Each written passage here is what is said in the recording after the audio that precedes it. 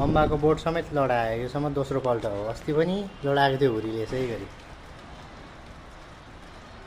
हावाहुरी पानी आउँदैछ। यता एयरपोर्टपट्टि अलिअलि हल्का देखिएकै छन्।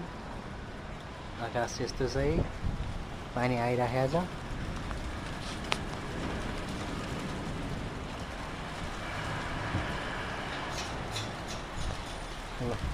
गमलै लडाएको छ पुरै।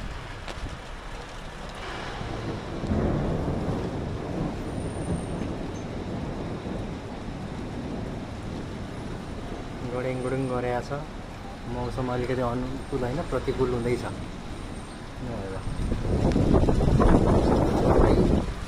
हुरीले त्यसले पो बोटै लडायो।